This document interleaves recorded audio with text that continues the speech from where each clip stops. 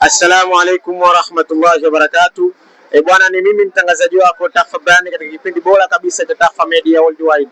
Naam, hapa nipo katika event ya ndugu yetu Fumau katika uzinduzi wa duka la Sadaka Phones TV. Na hapa pembezoni mwangu nipo na binti mashuhuri sana kusoma Qur'an maarufu kabisa, anamuita Suhaira. Assalamu alaikum wa rahmatullahi wa barakatuh. Wa alaikum salaam wa rahmatullah.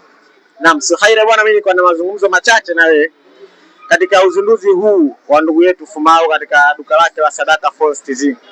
Kitu gani, na hisi taarifa ulipata muda, ila ni kitu gani ambacho kimekuletea ushawishi wa kuja kumuitikia Fumau kwa haraka sana kwa hivyo ulivyofanya? Mimi kitu ambacho kimenivutia kuja hapa, kwanza neno lenyewe ambalo linasema sadaka.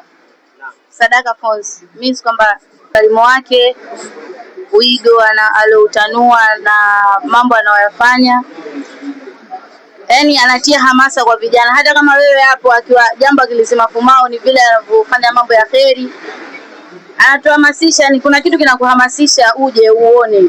Na hasa hiyo logo yake aliweka kwamba ni sadaka.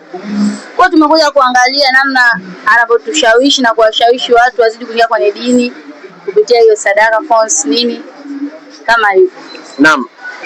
Fumau ni mtu wako wa karibu miongoni mwa familia zako. Sasa unaweza kutuambia kwamba umemjua kwa muda gani bwana Fumau, na pia ulireacted vipi kwa ajili ya kuja kufungua duka la Sadaka Phones TV? Yaani ulifikiriaje kwamba bwana nimeishi naye Fumau kwa muda fulani, lakini nimereacted kitu hiki baada ya kutoa idea ya kufungua duka la Sadaka Phones TV? Yaani kureact kivipi? Kureacted kwamba ni mapokezi. Umepokea vipi ndani ya uzinduzi huu? Sasa umefika tangu asubuhi hapa. Katika mapokezi tangu ulivyoona tangu asubuhi, umepokea mapokeo gani katika uzinduzi huu wa duka la Sadaka Phones TV? Mapokezi ni mazuri, watu wanatitiwa vizuri, mashallah, alhamdulillah. Ukifika ni ukarimu. Fumau ni mkarimu, hata sherehe zake zinakuwa kiukarimu zaidi. Naam, umemjua kwa muda gani Fumau? Sina muda mrefu sana, isema miezi kama 3 au 4. Miezi 3 kama 4. Naam, una uwezo wa kumzungumzia vipi Fumau katika jamii, ili mradi watu wengine ambao nao hawamjui wapate kumzungumzia kama utakavyomzungumzia yeye?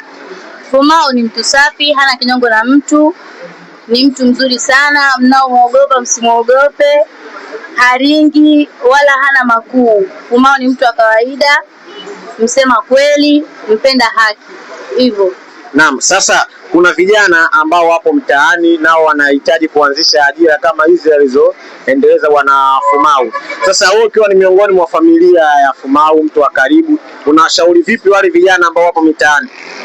Nawashauri kwamba hivi vitu vinawezekana na kila mtu anaweza kufanya haya mambo. Kwa hiyo sote sisi tunaweza, tuchukue hiyo kitu, tunaweza, tukiamua tunaweza. Naam, una cha kumwambia chochote Fumau kwa hapa alipofikia?